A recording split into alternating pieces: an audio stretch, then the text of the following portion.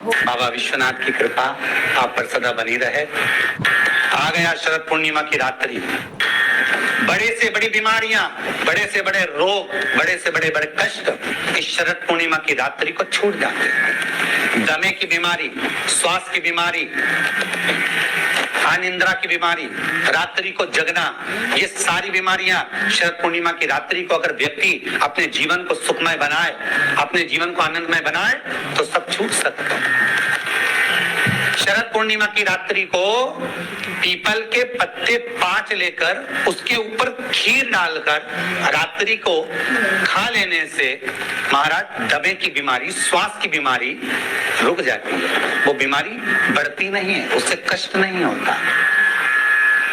जिन बच्चों के नेत्र कमजोर होते हैं और रोशनी कमजोर होती है, शरद पूर्णिमा के दिन रात्रि को 12 बजे भगवान चंद्रदेव का दर्शन कराइए। 5 से 7 मिनट तक नयन मिलाए चंद्रदेव के साथ और बाद में एक पीपल के पत्ते पर खीर जो चंद्र के नीचे रखी हुई है उसी खीर को चटा दीजिए। फिर चंद्र का दर्शन कराओ, फिर खीर को चटा दीजिए। महाराज नयन की ज्योति बढ़ती है, नींद नहीं आती तो निंद्रा देवी प्रवेश करती है, निंद्रा अच्छी आती है, आनंदित होता है। महाराज जिस व्यक्ति के शरीर में गांठ पड़ जाती हो, शरीर काला पड़ जाता हो, चट्टे पड़ जाते हो या दांत खाज खुजली हो जाता हो, उसके लिए भी शरद पूर्णिमा की रात्रि को 12 बजे महाराज भगवान चंद्रदेव के लिए 21 दिए जलाए जाते हैं। उस 21 दिए की कालोज एक थाली में इकट्ठी करी जाती है। कालोज को इकट्ठी कर कर शरीर में गाय के घी के साथ में जहां जहां जगह पर चट्टे हैं, गांठ है, वहां लगाया जाता है। उसको 5 या 7 दिन लगाइए। उसके बाद में रोज प्रतिदिन लगाने के आधे घंटे बाद स्नान कर लीजिए, आराम लगना प्रारंभ हो जाता है।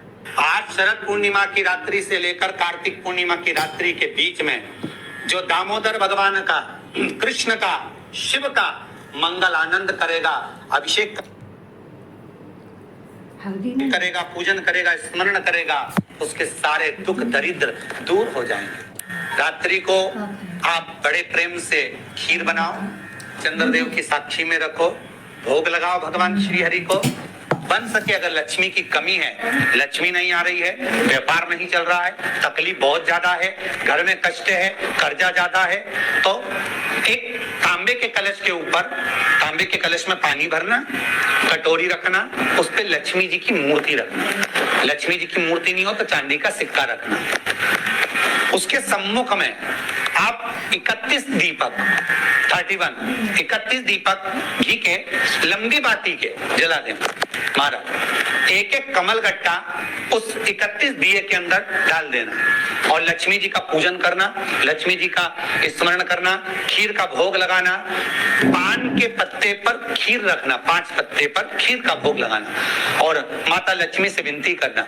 सुबेरे 4 बजे तक वो रखे रहने देना, सुबह 4 बजे वो उठाना, लक्ष्मी को वापिस तिजोरी में या सिक्का हो तो उसको अलमारी में रख देना।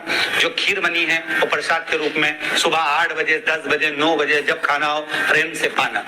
माता जो दिए लगाए हैं वो ठंडे हो गए होंगे, उनको रखे रहने देना, बाद में काम आते रहेंगे, या दिए विसर्जन करना हो तो आपकी मर्जी है। पर वो मिट्टी के दिए लगेंगे, आटे के दिए नहीं लगेंगे, मिट्टी के दीप लगाना है आपको। 31 घी के दिए लगाना है। लक्ष्मी जी का पूजन करो, कंकु, चावल, हल्दी, मोली से, सब तरह से। शरद पूर्णिमा की रात्रि को सुख मिलेगा, आनंद मिलेगा, लक्ष्मी की वृद्धि होगी, कार्य सिद्धि होगी। दूसरा क्रम, अगर कार्तिक पूर्णिमा हो, शरद पूर्णिमा हो, ये दोनों पूर्णिमा पर, शरद पूर्णिमा के दिन आप शाम को प्रदोष काल के समय 4:30 बजे से 6 बजे के बीच में 1 लोटा पानी, उसमें 5 बेलपत्र रखकर, 1 कमलगट्टा डालकर भगवान चंद्रेश्वर महादेव के नाम से भगवान शंकर को चढ़ा दीजिए। आपकी जो कामना हो वो कामना कर कर चढ़ाएं, विनती करें चंद्रेश्वर महादेव को और निवेदन करें कि हमारा ये कार्य सफल हो।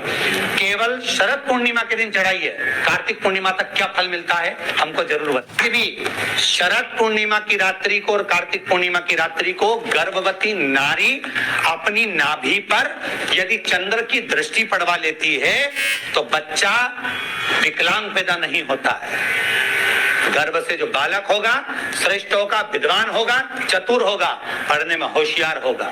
क्योंकि ये चंद्र की किरणें जब समुद्र में उछाल ला सकती, कहानी दिखे कहीं किसी को पास कहानी दिखे, रहते हैं।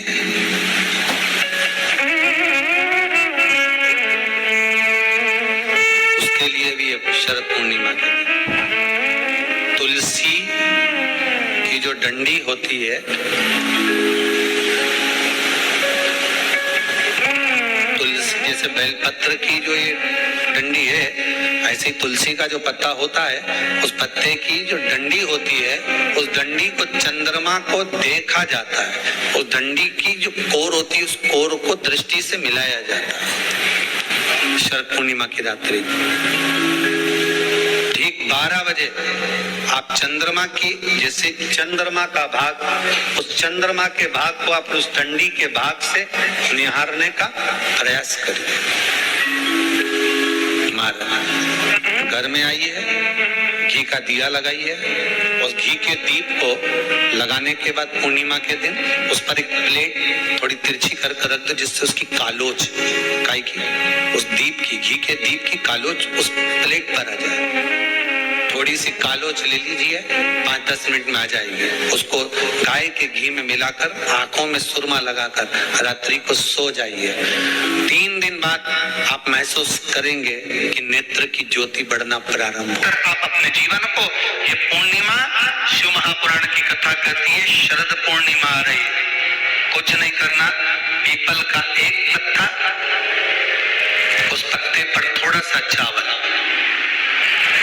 पूर्णिमा की रात्रि को अपने हाथ में लेकर, अपने नयनों से लगाकर, शरीर पर से स्वयं उतारकर उसको दरवाजे के पास रख दीजिए।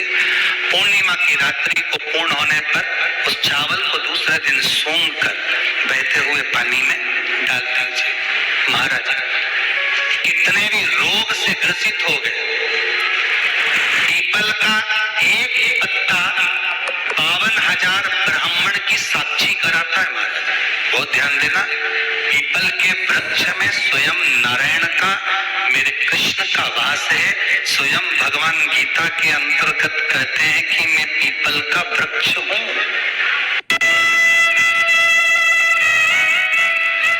ये बात ध्यान रखिएगा। यदि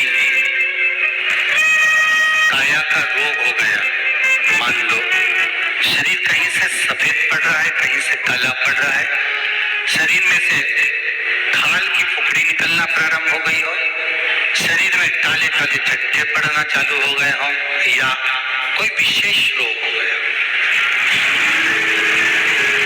कोई विशेष,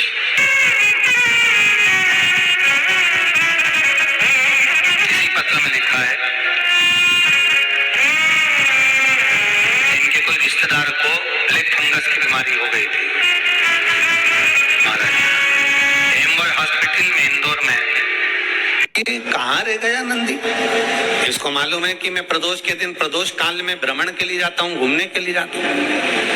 33 कोटि देवताओं में केवल एक देवाधिदेव महादेव ऐसे हैं जो अपनी धर्म पत्नी को प्रतिदिन शाम के समय, प्रदोष काल में शाम के समय लेकर भ्रमण पर जाते हैं। केवल एक शिव।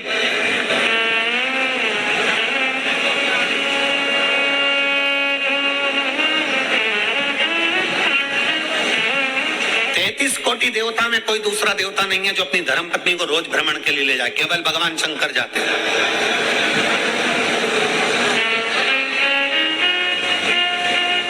लक्ष्मी जी को नारायण जी नहीं ले जाते ज्यादा भ्रमण पर, ब्रह्माणी को ब्रह्मा नहीं ले जाते, इंद्राणी को इंद्र नहीं ले जाते। जितनी देवियां हैं कोई अपने पति के साथ ज्यादा भ्रमण पर नहीं जाती, पर पार्वती मैया ऐसा कोई दिन नहीं होता जो शंकर भगवान के साथ भ्रमण पर नहीं जाती।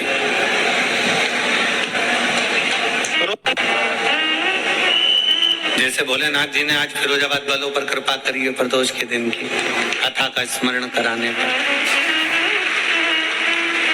अब प्रदोष का दिन बाबा भोलेनाथ जी आवाज लगा रहे, अपना कर्म शिव महापुराण की कथा क्या कहती है? शिव महापुराण में कहीं नहीं लिखा कि तुम मंदिर में जाकर बैठ जाना, कि तुम तीर्थ में जाकर बैठ जाना, कि तुम कहीं अपना घर छोड़कर बैठ जाना, कि परिवार छोड़कर बैठ जाना, कि नाते रिश्ते छोड़कर बैठ जाना। और कोई महाराज तुम्हारे फिरोजाबाद में आकर कहे कि तुम संत बन जाओ, कह देना वो सीहोर वाला महाराज ने मना करा। कोई तुमसे कह दे कि तुम सन्यासी बन जाओ, कह देना वो सीहोर वाले महाराज ने मना करा। अगर तुमसे कोई कह दे कि तुम्हारा घर छोड़ दो, तो कह देना सीहोर वाले महाराज ने मना करा। क्योंकि शिव महापुराण की कथा कहती है सबने छोड़ा, मेरे शंकर भगवान ने कुछ नहीं छोड़ा। मेरे शंकर भगवान अपनी धर्म पत्नी के साथ विराजे हैं, मेरे शंकर भगवान अपने पुत्रों के साथ विराजे हैं। गणेश, रिद्धि सिद्धि, कार्तिकेय, पार्वती, अशोक सुंदरी, मेरे शंकर भगवान पूरे परिवार के साथ एक साथ रहते हैं और भगवान की विरल भक्ति धारण करते हैं। मेरा शिव कभी नहीं कहता भगवान नशा करते थे। कोई प्रमाण नहीं दे सकती, कोई पुराण नहीं कह सकती कि शंकर भगवान ने भांग पी, शंकर भगवान भांग पिए, ये कोई पुराण नहीं कह सकती। हाँ, शंकर भगवान के नजदीक में भांग रहती है, पीते नहीं है। नजदीक में क्यों रहती है? जब भगवान शंकर ने विष पिया, विष पीने पर उनके मुख से कुछ बूंदें जमीन पर गिर गई। जमीन पर गिरी, सांप बिच्छू ने वो बूंद ले ली। जो जमीन पर बूंद गिरी उससे भांग धतूरा उत्पन्न हो गया। शंकर भगवान के पास में बूंद गिरने से भांग धतूरा उत्पन्न हुआ, उसके पास में रखा है, उसके पास में रखा है, पीता नहीं है। सनातन धर्म को बदनाम करने वाले कह देते हैं कि देवी देवता तो नशा करते हैं। सनातन धर्म को बदनाम करने वाले कह देते हैं कि देवी देवता, तुम्हारे सनातन धर्म के देवी देवता